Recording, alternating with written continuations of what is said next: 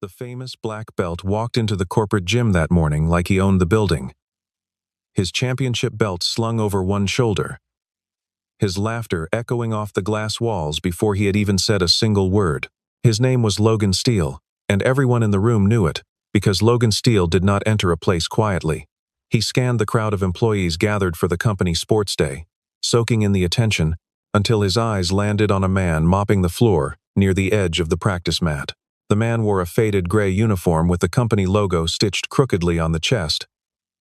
And he did not look up, did not smile, did not seem to notice the laughter rippling through the room at his expense. Logan grinned and pointed at him. "Don't cry, single dad," he said, loud enough for 300 people to hear. And the room erupted into laughter, because everyone loved a joke at the expense of the quiet man nobody respected. Nobody in that gymnasium knew that the man in the gray uniform had once led the most dangerous covert missions on the planet. Nobody knew that within minutes, the most arrogant man in the room would be kneeling on the floor in front of him, broken and humbled by a legend nobody had bothered to look at twice. Logan Steele had built an entire career on moments exactly like this one. Moments where a crowd's laughter became fuel for his own sense of superiority, and he had learned long ago that humiliating someone weaker always made him feel taller, faster, more invincible than any trophy ever could.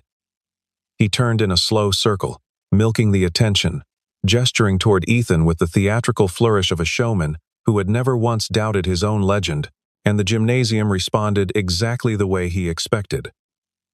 With applause and cruel, easy laughter rolling across the polished floor like a wave, nobody bothered to stop. Somewhere near the refreshment table, two junior employees nudged each other and pulled out their phones, eager to capture whatever indignity was about to unfold, already imagining the captions they would write later that evening. Nobody paused to wonder why a man wiping down equipment in the corner of a corporate gymnasium had forearms roped with old muscle beneath the sleeves of his uniform, or why his shoulders carried themselves with a stillness that did not belong to ordinary men. The room was too busy enjoying its own cruelty to notice the warning signs standing quietly among them. His name was Ethan Carter, and he was 38 years old, and for the past 2 years he had worked as a maintenance technician at Meridian Technologies, a corporation worth billions of dollars that occupied an entire glass tower in the heart of the city. He arrived before sunrise and left after dark. He spoke only when spoken to, and even then his answers were short, clipped, almost mechanical. The employees who passed him in the hallway rarely looked at his face. They looked past him, the way people look past furniture. And when they did speak about him, it was never kind. They called him the failed single father behind his back. They called him the washed-up man who mopped floors for a living. Nobody knew anything about where he came from, what he had done before Meridian, or why a man with such quiet intensity in his eyes had ended up scrubbing coffee stains off marble floors. His daughter, a 7-year-old girl named Lily, was the only person who ever saw him smile, and even she had learned not to ask her father about the scars hidden beneath his sleeves. The chief executive officer of Meridian Technologies was a woman named Sophia Anderson, 36 years old, known throughout the industry for her icy composure and her almost inhuman ability to read people in a single glance. She had built her reputation on precision and control, and she ran the company the same way she ran her own life, without sentiment, without distraction. That morning, she stood on the glass observation deck above the gymnasium, watching the company sports event unfold below her, half listening to her assistant discuss quarterly earnings, while her eyes drifted toward the crowd gathering around the practice mat. Meridian had invited 2 special guests for the event, a mixed martial arts champion and a celebrated black belt instructor named Logan Steele, a man whose name appeared on magazine covers and whose ego, Sophia had already noticed within 10 minutes of meeting him, was considerably larger than his talent. Logan had spent the first half hour of the event sparring with eager employees, posing for photographs, signing autographs, basking in admiration he clearly believed he deserved. But admiration from amateurs grew boring fast, and Logan was a man who needed a stage and a victim. When his eyes landed on Ethan mopping quietly near the corner of the mat, something predatory sparked behind his smile. Here was a man nobody respected, a man who would make the perfect punching bag for a little entertainment, And Logan Steele had never once in his career passed up the chance to make himself look powerful at someone else's expense. He walked toward Ethan with the swagger of a man who had already decided how the next 10 minutes would unfold, and the crowd, sensing a show, began to gather behind him like sharks following blood in the water. Logan's first words were a taunt about Ethan's uniform, his job, his place in the world. The crowd laughed, the kind of laughter that comes easily when people are given permission to mock someone they have already decided is beneath them. Ethan did not respond. He kept mopping, his movements steady and unbothered, which only seemed to enrage Logan further. Because a man who refused to react was a man who refused to give Logan the satisfaction he craved. Logan stepped closer, calling Ethan a coward, calling him a failure, telling the gathering crowd that a man who could not even stand up for himself certainly could not raise a child properly. Several employees pulled out their phones, recording the moment, eager to share it later, eager to be part of whatever spectacle was about to unfold. Up on the glass deck, Sophia watched with a tightening jaw. She did not enjoy bullying, had never enjoyed it even as a child, but she also did not intervene, telling herself it was not her place to micromanage every interaction in her own company, even as something uncomfortable twisted in her stomach. Ethan continued mopping in silence, his face unreadable, his eyes fixed on the floor in front of him rather than on the man taunting him. But silence, to a bully like Logan Steele, was never read as peace. It was read as weakness, and weakness was an invitation. He grabbed the mop from Ethan's hands and tossed it aside, the wooden handle clattering loudly against the polished floor, and the crowd gasped and laughed in the same breath. He told Ethan to step onto the mat, told him this was his chance to prove he was more than a janitor, told him the whole company was waiting to see if there was anything beneath that gray uniform besides cowardice. For the first time, Ethan lifted his eyes and looked directly at Logan, and something in that look made a few people in the front row stop laughing, though none of them could have said exactly why. Finally, after a long pause that stretched the tension in the room to its breaking point, Ethan set down the bucket beside him and stepped toward the mat. As Ethan reached for the zipper of his work jacket, the crowd leaned forward, hungry for the moment, expecting nothing more than a clumsy, frightened man about to embarrass himself in front of his coworkers. He pulled the jacket off slowly and let it drop to the floor, revealing forearms crossed with old scars, thick ridged lines that told stories no office worker would ever recognize, scars that did not come from kitchen accidents or careless falls but from something far more violent, far more deliberate. A hush rippled through the crowd before the laughter resumed, louder now, because Logan immediately seized the moment to mock the marks, telling everyone this was clearly a man who had spent his younger years getting into bar fights and street brawls rather than learning any real discipline. But not everyone in that gymnasium laughed. Standing near the edge of the gathered crowd was a man named Walter Briggs, 61 years old, head of the company's internal security division, and a 20-year veteran of the United States Army before he ever wore a Meridian badge. Walter's eyes locked onto those scars the instant Ethan removed his jacket, and his stomach dropped in a way it had not dropped in years. Those were not street fight scars. Walter had seen wounds like that exactly twice in his life, both times on men who had survived things most human beings could not imagine. He began moving closer through the crowd, his pulse quickening, his old soldier instincts screaming at him that something was deeply wrong with the way this scene was unfolding. Up above, behind the glass, Sophia leaned forward as well, her trained eye for detail catching something in Ethan's posture that did not match the broken, defeated man she had assumed him to be. Ethan stepped onto the mat and stood perfectly still, his arms loose at his sides, his breathing slow and even, none of the nervous fidgeting one would expect from a man about to be humiliated in front of his entire workplace. His eyes had changed completely from the downcast, exhausted gaze he wore while mopping floors. Now they were sharp, focused, scanning the room the way a soldier scans a battlefield rather than the way an office worker scans a crowd.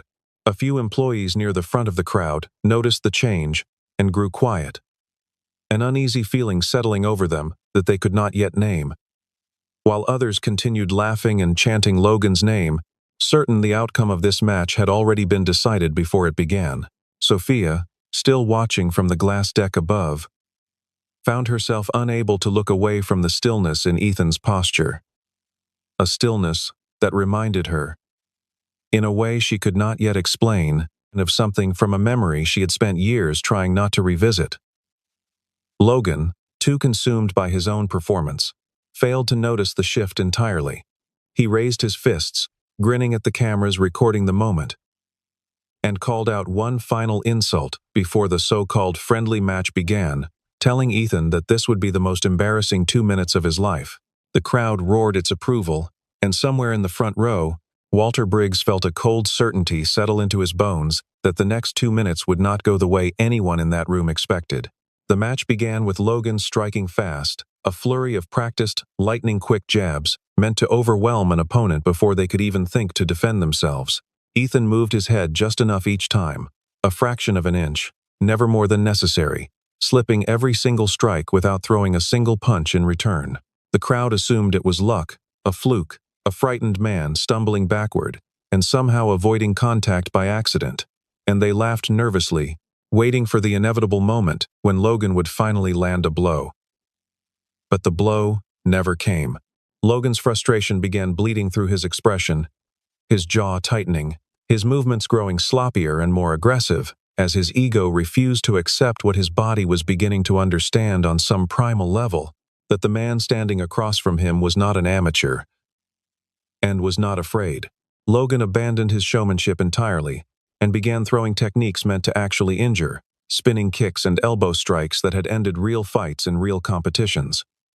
The kind of moves that came with consequences, Ethan continued to evade with the smallest possible movements, conserving energy, never overextending, his feet shifting in patterns that seemed almost mathematical in their efficiency. Walter Briggs, watching from the crowd with his heart hammering against his ribs, recognized the footwork instantly, because he had trained alongside men who moved exactly that way decades earlier, men who belonged to units whose names were never spoken outside of classified briefing rooms. His hands began to tremble slightly, not from fear, but from the dawning, electric realization of exactly what kind of man had been mopping the floors of Meridian Technologies for the past 2 years, without anyone noticing. Logan, humiliated by his inability to land a single strike, abandoned all restraint and committed to the most powerful technique of his entire career, a spinning heel kick he had used to knock out 3 professional opponents, a move that had never failed him in 12 years of competition. The crowd held its breath as he launched into the spin with everything his body had to give, and for a single suspended moment, it looked as though the fight was finally about to end the way everyone in the gymnasium had originally expected. But Ethan did not retreat. He stepped forward, inside the arc of the kick, rather than away from it, closing the distance Logan had never planned for, and with one precise motion that lasted less than a second, the celebrated black belt champion was lying flat on his back on the mat, completely unconscious, the gymnasium silent except for the soft hum of the overhead lights. For several long seconds, nobody in the room moved or spoke. The silence pressed down on the gymnasium like a physical weight, broken only by the quiet sound of Logan's coach scrambling onto the mat to check on him. Phones that had been recording for entertainment now hung loosely in stunned hands, their owners no longer thinking about the footage they had captured, but about the impossibility of what they had just witnessed. Security personnel rushed toward the mat, uncertain whether they were responding to an assault or a medical emergency, while Ethan simply stood where he had landed the final blow, his breathing steady, his expression unreadable, already beginning to retreat back into the quiet stillness everyone had mistaken for weakness just minutes earlier. Logan groaned and stirred on the floor but did not yet have the strength to lift his head, and somewhere in the crowd, a woman whispered the question that was forming in every mind in that gymnasium, asking who exactly this man was. Walter Briggs pushed through the stunned crowd and reached the edge of the mat before security even arrived, his old training kicking in despite the decades that had passed since his own service. He looked at Ethan with an expression that mixed disbelief with something close to reverence, and his voice, when he finally spoke, came out lower and more careful than anyone in the gymnasium had ever heard him use before. He asked Ethan a single question, asking where he had served, and the words seemed to hang in the air of the gymnasium like a verdict waiting to be delivered. Ethan's jaw tightened, and for a moment it looked as though he would simply turn and walk away, as he had walked away from every uncomfortable question for the past several years of his quiet, invisible life. He opened his mouth to deflect the question entirely, the way he always had. But before he could speak, something slipped from the front pocket of his discarded work jacket and hit the gymnasium floor with a small metallic clatter that seemed impossibly loud in the silence. Walter bent down and picked up the object before Ethan could reach it, and the instant he turned it over in his palm, the color drained completely from his face. It was an old, weathered insignia, the kind issued only to a very specific and very secretive branch of the United States military. A symbol Walter had only ever seen once before in his entire career, worn by a commanding officer during a classified briefing he was never supposed to speak about again. His hand began to shake as he stared at it.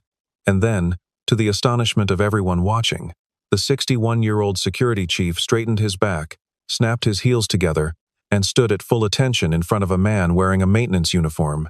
He spoke 2 words that nobody in that gymnasium would ever forget, calling Ethan sir with a reverence usually reserved for generals. And the crowd, already stunned into silence, now stared in open confusion, as their gray uniformed janitor suddenly seemed to occupy an entirely different category of human being. Walter turned to the crowd, his voice trembling slightly as he forced the words out, and revealed that the man they had spent 2 years mocking, the man Logan Steele had just been knocked unconscious by, was a former Navy SEAL. But Walter did not stop there, because he recognized something else in that insignia, something that made his next sentence land like a thunderclap across the gymnasium. This was not simply a former SEAL, he explained, his voice cracking slightly with the weight of what he was confessing.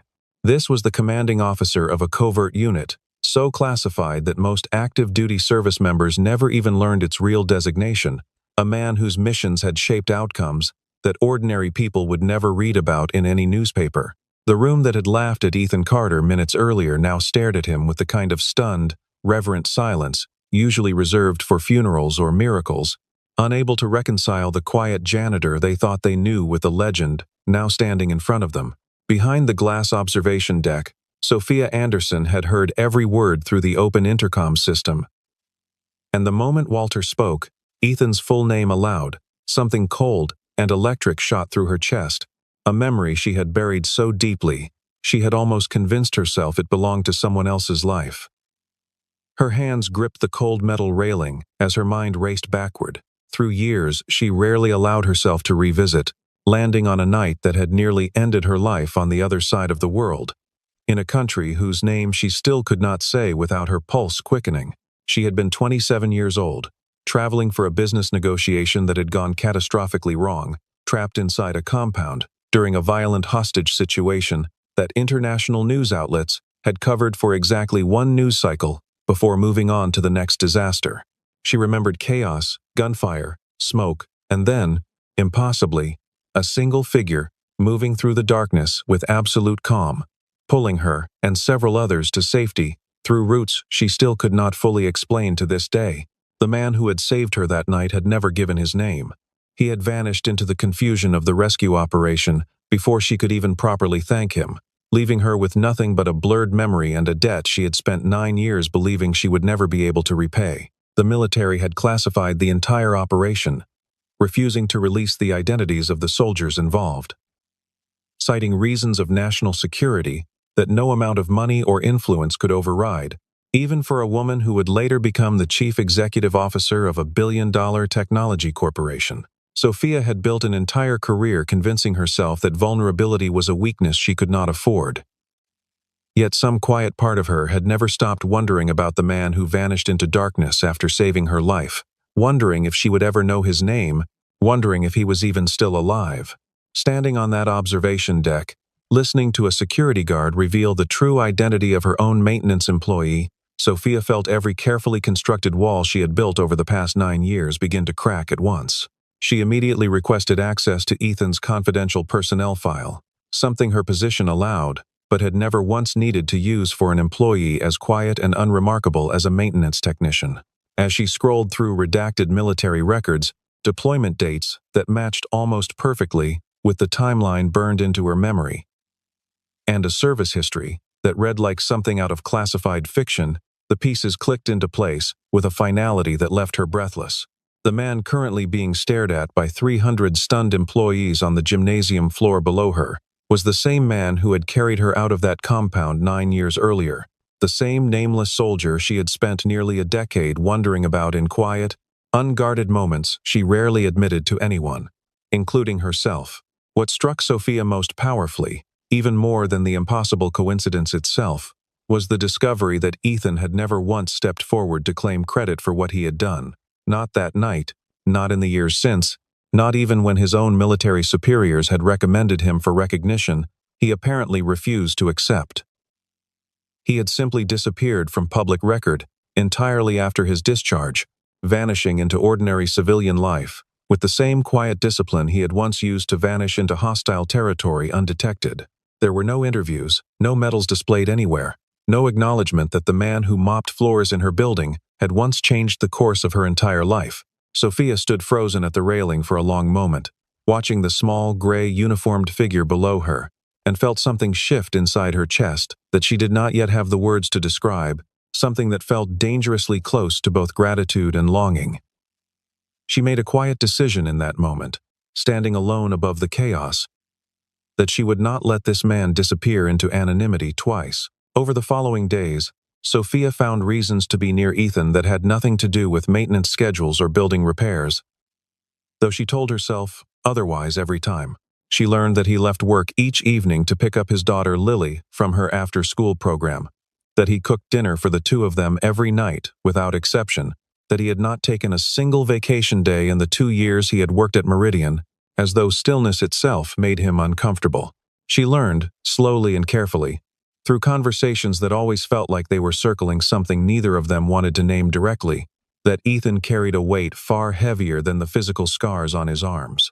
Eventually, on a quiet evening when the building had emptied, and only the hum of the air conditioning filled the silence between them, Ethan finally opened up about the mission that had ended his career, and very nearly ended him as well. He told her about an operation that had gone wrong in ways no amount of training could have prepared his team for, about a decision made in seconds that haunted him every single night since. His closest friend in the unit, a man he described only as his brother in every way that mattered except blood, had died during the extraction, and Ethan had spent every day since convinced that a different choice on his part might have saved him.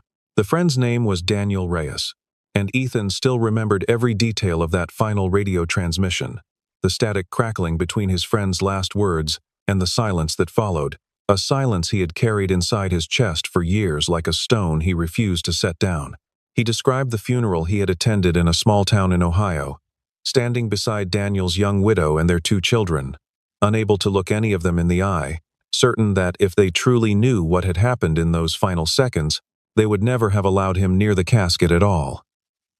He refused every medal offered to him afterward, turned down a prestigious instructor position, training the next generation of operators, and walked away from the only life he had ever known, because some part of him believed he no longer deserved to wear the uniform that had cost his friend everything. He told Sophia, in a voice stripped of all the guarded coldness she had grown used to from him, that he had chosen invisibility on purpose, believing that a man who had failed so completely had no right to anyone's admiration ever again. He admitted that becoming a father himself, raising Lily alone after her mother left when she was only 2 years old, had felt like a kind of penance, a quiet life built entirely around protecting one small person, since he had failed to protect the man who mattered most to him in combat. Sophia listened without interrupting, watching the man who had once carried her through gunfire now struggling to carry the weight of his own grief. And something in her chest ached in a way she had not allowed herself to feel in years. The quiet intimacy of that conversation was shattered less than a week later, when chaos erupted inside the Meridian Technologies headquarters without warning. A catastrophic structural failure tore through the lower floors during a routine systems test, triggering alarms throughout the entire building, and plunging several sections into darkness as backup power systems struggled to compensate. Hundreds of employees found themselves trapped in stairwells and corridors, choked with smoke and debris, the building's emergency response systems overwhelmed by the scale of the failure. And outside emergency services were still minutes away from arrival. Panic spread through the corridors with terrifying speed, employees screaming, pushing, some frozen entirely in fear, the kind of controlled chaos that turns deadly within moments if nobody steps forward to impose order. It was in this exact moment, with the building descending into genuine danger, that the quiet maintenance man who mopped floors for 2 years finally allowed his true nature to surface completely. Ethan moved through the smoke-filled corridors with the same calm, deliberate efficiency he had once used in hostile war zones, his training overriding every instinct toward panic that gripped everyone around him.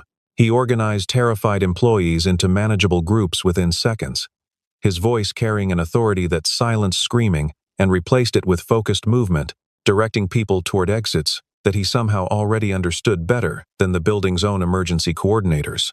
He carried an injured woman over his shoulder, down 4 flights of stairs without breaking stride, paused to redirect a group of panicking interns who had run the wrong direction, and returned twice into worsening conditions to confirm no one had been left behind on the upper floors.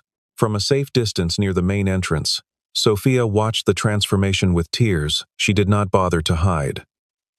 Witnessing firsthand the kind of leadership that could not be taught in any business school, the kind that only existed in men who had already faced down death and decided to walk toward danger anyway.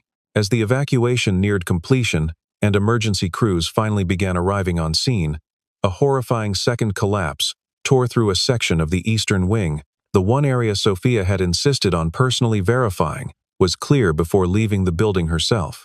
The structural failure trapped her beneath a partially collapsed section of ceiling, the dust and debris cutting visibility to almost nothing, her radio crackling uselessly as she struggled against rubble that refused to give. Ethan heard the second collapse from outside the building and immediately turned back toward the entrance, despite the screaming protests of the firefighters who had just arrived. Despite Walter Briggs physically grabbing his arm and shouting that the structure was no longer stable enough for anyone to safely re-enter, Ethan shook off every restraining hand without a word of explanation, his expression carrying the same unreadable calm the gymnasium crowd had once mistaken for weakness, and disappeared back into the smoke-filled building before anyone could stop him. Sophia, trapped beneath the debris with dust burning her lungs and her flashlight beam growing weaker by the second, heard his voice calling her name through the wreckage before she ever saw his silhouette appear through the haze. She screamed at him to leave, to save himself, telling him through coughing breaths that the building could come down entirely at any moment and that her life was not worth the risk he was taking.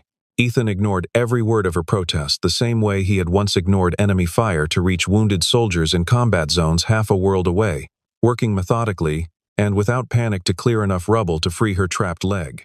He talked to her the entire time in a low, even voice, the same voice he must have once used to calm wounded men in the back of a helicopter racing through enemy airspace, telling her to breathe slowly, to keep her eyes on him, to trust that he was not going anywhere until she walked out of that building beside him. A second tremor rolled through the structure above them, sending a fresh shower of debris down onto his shoulders, and for one terrible instant, Sophia was certain the entire ceiling was about to come down on top of them both. Yet, Ethan did not flinch, did not hesitate, his hands continuing their steady work as though the building's groaning warnings were simply background noise to be managed rather than feared. The ceiling groaned ominously above them, dust raining down in increasing amounts, every second stretching with unbearable tension as he finally pulled her free, just as a support beam gave way directly behind where they had been standing moments earlier. He half-carried, half-dragged her through the collapsing corridor, both of them emerging into daylight covered in dust and blood, mere seconds before the entire eastern wing finally surrendered to gravity behind them. News crews that had already gathered outside the building captured the entire dramatic rescue on camera, footage that would replay across television screens and news websites for days afterward, transforming Ethan Carter from an anonymous maintenance worker into a national headline within hours. Reporters dug into his military background with the same intensity Walter Briggs had shown in the gymnasium, uncovering classified mission summaries that had somehow been declassified years earlier without anyone noticing, painting a picture of a man whose heroism had quietly shaped outcomes the public would never have otherwise known about. The story spread with a momentum neither Ethan nor Sophia could control. Every detail of his service, his anonymity, his quiet life raising his daughter alone, becoming public conversation almost overnight. Sophia, recovering in a hospital bed with minor injuries, watched the news coverage with a strange mixture of pride and protectiveness, knowing the man being celebrated on every channel had spent years deliberately avoiding exactly this kind of attention. She made a decision in that hospital room, holding the hand of the man who had now saved her life twice, that she intended to make sure his sacrifice would never again go unrecognized within the walls of her own company. Within 2 weeks, Sophia organized a company-wide gathering, unlike anything Meridian Technologies had ever held before, summoning every employee from every department into the largest conference hall in the building. She stood before thousands of faces, the same faces that had once laughed at a man mopping floors in the corner of a gymnasium, and told them the complete truth about who Ethan Carter really was. She spoke about the night 9 years earlier when an anonymous soldier had carried her out of a burning compound and vanished without ever asking for recognition. And she spoke about the building collapse just weeks earlier when that same soldier had walked back into a collapsing structure to save her life a second time. The room that had once mocked him now listened in absolute, reverent silence, many employees visibly emotional, ashamed of jokes they had once made without ever bothering to learn the man behind the uniform they had mocked. Logan Steele, who had quietly slipped back into the building for the gathering after weeks of public embarrassment following the viral footage of his defeat, stood near the back of the crowd, with an expression that had finally shed its arrogance entirely.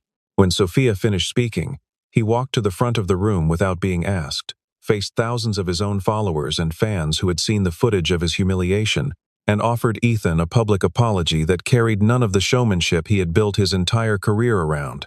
He admitted that his cruelty in the gymnasium had come from nothing more than insecurity, dressed up as confidence, admitted that he had judged a man based entirely on a uniform, without ever once considering what that uniform might be hiding. Ethan listened to the apology with the same quiet stillness that had defined him from the very beginning. And when Logan finished speaking, he simply extended his hand, offering forgiveness without hesitation or condition, because a man who had survived real war had little patience left for holding grudges over wounded pride. Sophia then turned to address Ethan directly in front of the entire gathered company, announcing her intention to offer him the newly created position of Director of Strategic Security, a role she explained had been built specifically around his unique combination of tactical expertise and quiet, principled leadership. The applause that followed shook the conference hall, employees rising to their feet for a man they had overlooked for 2 years, finally seeing him fully for the first time.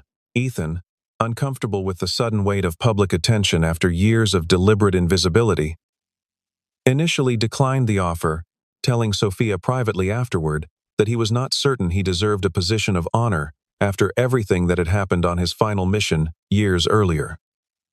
But Sophia refused to let him hide behind guilt any longer, reminding him gently that the same instincts that had once cost him a brother in combat were the same instincts that had since saved hundreds of lives inside her own building, and that running from recognition was not the same thing as honoring the memory of the friend he had lost. Ethan spent several quiet days considering her words, walking the same hallways he had once mopped in silence, watching his daughter Lily play in the small courtyard outside their apartment, finally allowing himself to imagine a future that included more than just survival and routine. He thought about his fallen friend, about the years he had spent punishing himself for a tragedy that had never been his fault to begin with, and slowly began to understand that hiding from the world had never actually honored his friend's memory at all, only buried it alongside his own potential.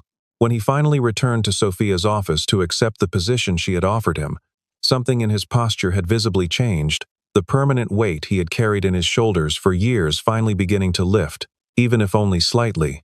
Sophia smiled, the first genuinely unguarded smile many of her own employees had ever seen cross her face, and the two of them began building something neither of them had expected when the sun rose that morning of the company's sports event months earlier. What grew between Sophia Anderson and Ethan Carter in the months that followed was not built on the dramatic foundation of heroism or gratitude, though both certainly played their part in bringing them together initially. It grew instead from quiet dinners after long workdays, from watching Lily do her homework at the kitchen table while the two adults discussed budget reports and security protocols, from late-night conversations where Ethan finally allowed himself to talk about his friend without flinching, and Sophia finally allowed herself to talk about the fear she had carried silently for 9 years. Sophia found herself drawn not to the legend the news had created, the heroic Navy SEAL who had saved her life twice, but to the quiet, careful man underneath, the father who packed his daughter's lunch every morning, the man who still apologized for taking up too much space in a room. Ethan, in turn, found himself drawn not to the powerful, untouchable chief executive officer everyone else saw, but to the woman who had once been terrified and trapped in darkness, the woman who still occasionally checked twice that doors were locked, the woman who saw him completely and chose to stay anyway. On a clear evening many months after the gymnasium humiliation that had once defined how an entire company viewed him, Ethan stood alone on the rooftop terrace of Meridian Technologies, looking out over a city skyline glittering with lights he had spent 2 years walking past without ever truly seeing. The wind carried the distant hum of traffic far below, and for the first time in longer than he could remember, the silence around him did not feel like punishment, did not feel like the empty space he had built around himself to keep the world and his own guilt at a safe distance. He thought about the man who had once mocked him in front of hundreds of strangers, about the friend he had lost on a mission that had nearly destroyed everything he believed about himself, about the daughter sleeping soundly in their apartment who had never once stopped believing her father was the strongest man in the world. He heard soft footsteps approaching from behind, and did not need to turn around to know exactly who had joined him. Sophia stepped up beside him at the railing, close enough that their shoulders nearly touched. And for a long moment neither of them said anything at all, content simply to stand together in the quiet weight of everything they had survived to reach this point. She finally reached over and took his hand in hers, her fingers lacing through his with a gentleness that contrasted sharply with the steel-edged reputation that had defined her career for so many years. She told him, her voice soft but steady, that he had spent his entire life saving people, strangers and friends alike, without ever once stopping to consider that he himself deserved saving too. She told him that the bravest thing a man like him could do now was not run back into another collapsing building or face down another armed enemy, but simply allow someone else to finally take care of his heart, the way he had spent years taking care of everyone else's safety. Far below them, the city carried on the way it always did, indifferent to the quiet revolution taking place on a rooftop 30 floors above the street. Two people who had each spent years convinced they had to carry their burdens entirely alone, finally choosing to set some of that weight down together.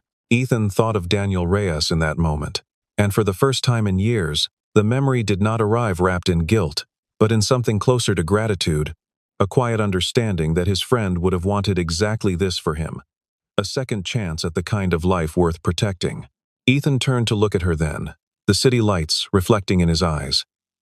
And for the first time since anyone at Meridian Technologies had ever known him, a genuine, unguarded smile slowly spread across his face, the kind of smile that belonged to a man who had finally, after years lost in the shadows, allowed himself to step back into the light.